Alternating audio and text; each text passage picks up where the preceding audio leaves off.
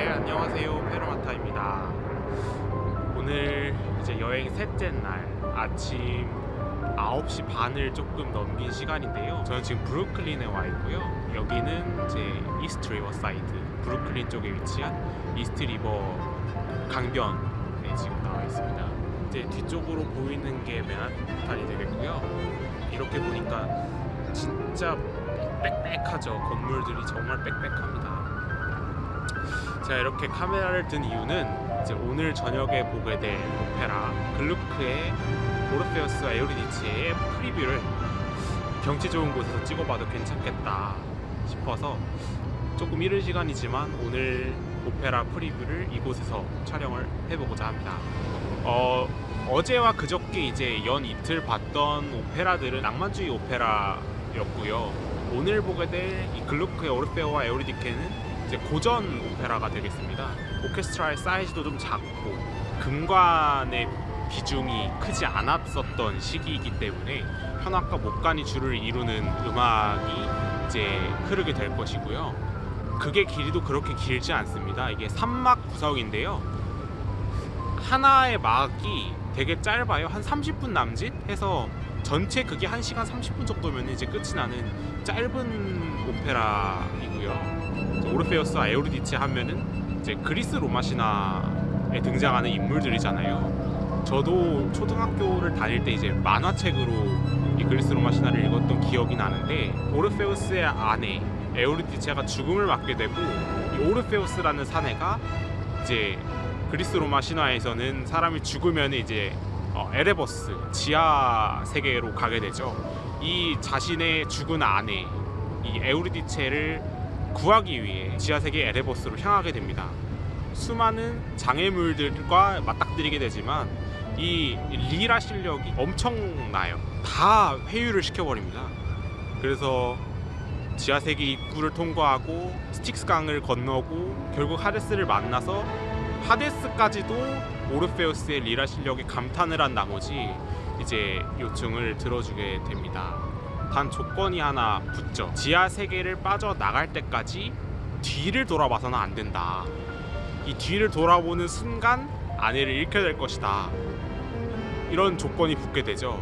그래서 이제 원전이 그리스 로마 신화에서는 이제 결국 에우리디체가 오르페우스가 자기의 뒤를 돌아보지 않고 계속 앞만 보고 가니까 왜 나를 보지 않느냐, 내 얼굴이 그렇게도 보기 싫으냐 해서 결국 오르페우스가 뒤를 돌아보게 되고 에우리디체를 다시 잃게 되는 비극으로 원전은 끝나게 되는데, 이제 오늘 보게 될 글루크의 오페라는 조금 각색을 해서 이게 해피엔딩으로 끝나요. 이제 뒤를 돌아봅니다. 마찬가지로 뒤를 돌아보는데 이 사랑의 여신이 나타나서 이 오르페우스의 간절함에 감동을 한 나머지 다시 에우리디체를 살려줘요. 그렇게 해서 해피엔딩으로 끝나게 되는 스토리가 되겠고요. 오늘 오페라의 좀 특징적인 것 하나는 남자 주인공이 없습니다. 이게 무슨 소리냐 하면은 남자 주인공이 있잖아요.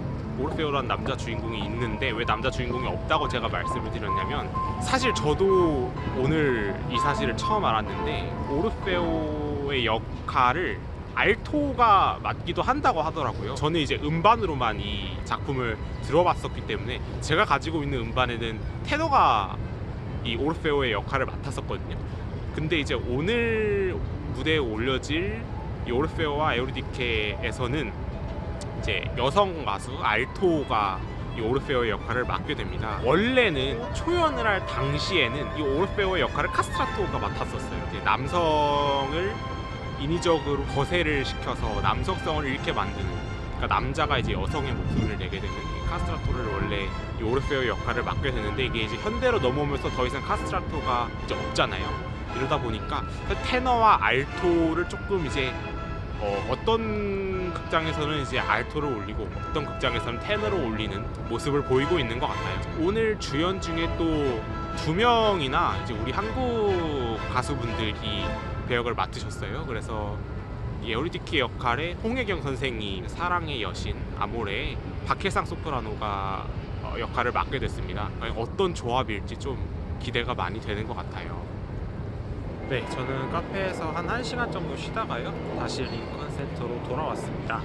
마지막 오페라인 만큼 더욱더 열심히 초집중해서 관람을 할 예정이고요.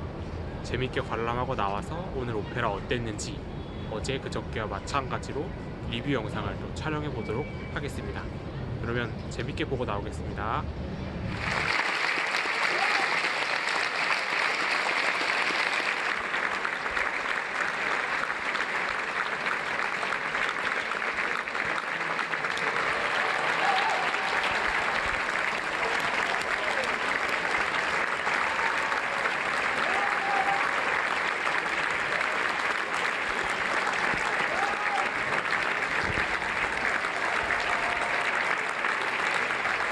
네, 극을 보고 이제 나왔습니다. 정말 시간이 후딱 가네요. 오늘 공연은 인터미션이 아예 없었어요. 그냥 1, 2, 3막을 통으로 처음부터 끝까지 하고 그냥 마지막에 막을 내리는 형식으로 공연이 진행이 됐고요. 그러니까 원래도 짧은 극인데 인터미션까지 없으니까 더 빨리 끝난 느낌입니다. 한 1시간 40분 정도밖에 걸리지 않은 것 같아요. 오늘 공연을 보고서 가장 인상적이었던 것은 이 오르페오 역을 맡았던 알토 제이미 바르톤의 엄청난 역량이었습니다. 성량이 엄청나서 특히나 이 극의 특성상 이 오르페오에게 조금 많은 비중이 주어져 있거든요. 정말 돋보이지 않을 수가 없었습니다. 일단 그게 가장 먼저 든 생각이었고요. 처음에 깜짝 놀랐던 게 정말 제대로 남장을 하고 나왔어요. 그러니까 머리까지 짧게 자르고 전 처음에 진짜 남자 가수인 줄 알았어요. 이제 남장 여자가 등장하는 극들이 몇 가지가 있잖아요. 뭐 유명한 극들로는 뭐 리하르트 슈트라우스의 장미의 기사나 아니면 요한 스트라우스의 박쥐 등의 이제 남장 여자 캐릭터들이 등장을 하는데 이제 거기서 등장하는 남장 여장 캐릭터는 뭔가 조금 일부러 어색하게 뭔가 어설프게 분장을 하고 나온단 말이죠. 근데 이제 오늘 나왔던 이 오르페오는 정말 완벽한 남장을 하고 나와서 일단 그 점이 깜짝 놀랐고, 두 번째는 이 메트 오페라가 확실히 이 세트를 구성하는 데 있어서 일가견이 있어요. 그러니까 뭐 어제 투란도트도 그렇고 그저께 망도 그렇고 제가 이 리뷰를 하는 내내 계속 이제 세트 얘기를 하고 있는데 오늘도 세트 얘기를 빼먹을 수가 없는 게 아무래도 그리스 로마 신화를 원전으로 두고 있는 오페라 작품이다 보니까 이제 딱 느낌이 약간 고대 그리스의 원형극장의 느낌을 주는 세트를 구성을 해서, 그 세트가 오늘 또 빙글빙글 돌아가는 것까지 있었어요. 제가 말씀드렸지만 인터미션이 없었다고 말씀을 드렸잖아요. 1, 2, 3막이 중간에 휴식 없이 통으로 이루어지기 때문에 이제 앞면에는 이 그리스 원형극장 모양의 세트였는데 이게 이제 빙글 돌아서 뒷면이 보이면은 이제 에레보스가 되는 그런 느낌의 세트를 구성을 했던 점이 굉장히 인상적이었습니다. 그래서 세 번째는 이제 고전 오페라만이 가질 수 있는 특징들이 또 눈에 띄었던 게 일단 서곡이 확실히 구별이 된다는 점. 더 이제 낭만주의로 넘어올수록 이 서곡이라는 개념이 점점 희석이 돼서 푸치니의 작품들만 보더라도 뭐 라보임이나 아니면 투란도트나 따로 서곡이 없어요. 그냥 바로 짧은 전주 이후에 바로 그냥 막이 열리거든요. 근데 확실히 오늘 본 이 글루크의 오르페오와 에우리디체는 이제 고전 오페라다 보니까 이 서곡의 구분이 확실하다.